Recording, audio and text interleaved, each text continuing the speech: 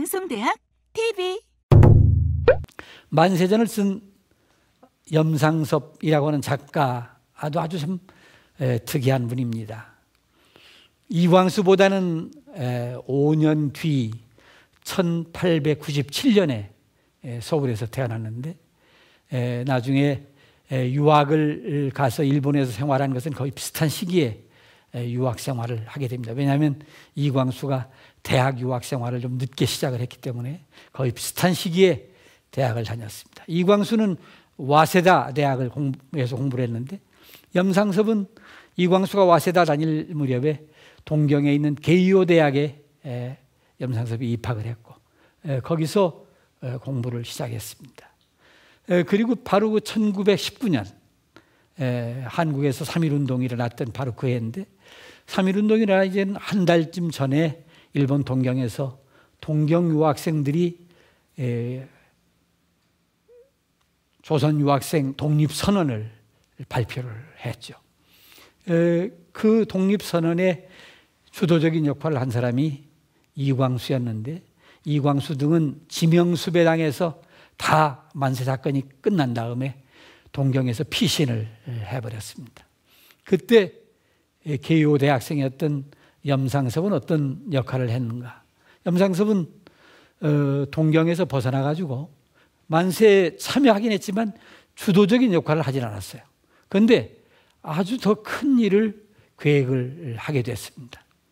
나중에 그게 전부 다 알려진 일입니다만은 1919년 3월 1일 한국에서 기미 독립선언이 일어나니까 기미 독립 만세 운동이 일어나니까 염상섭은 독립선언서를 일본 동경에서 직접 등사판으로 제작을 해가지고 그걸 안고 오사카 쪽으로 내려갔습니다.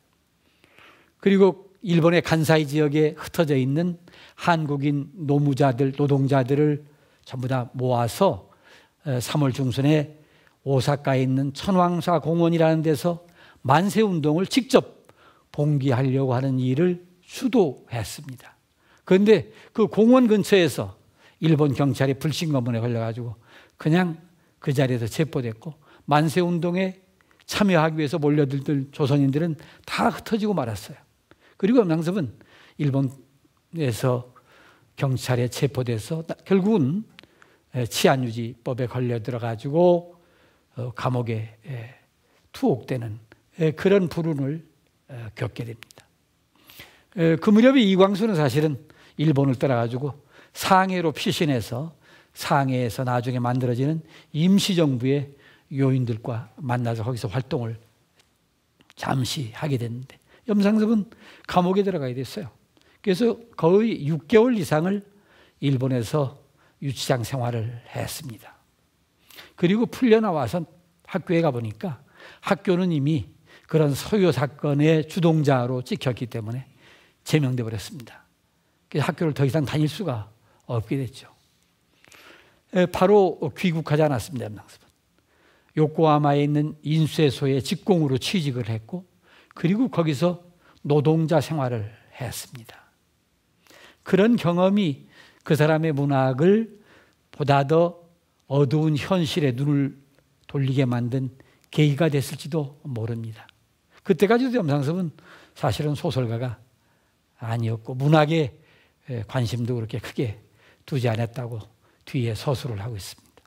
그런데 염상섭에게 결정적으로 기회가 왔어요. 1920년에 서울에서 인천 김성수 선생이 민족 언론을 살려야 된다.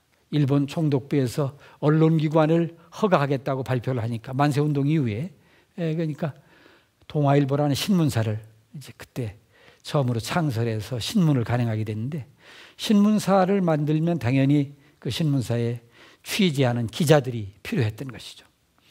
그런데 마침 일본 동경에서 일할 수 있는 기자를 고르고 있었습니다.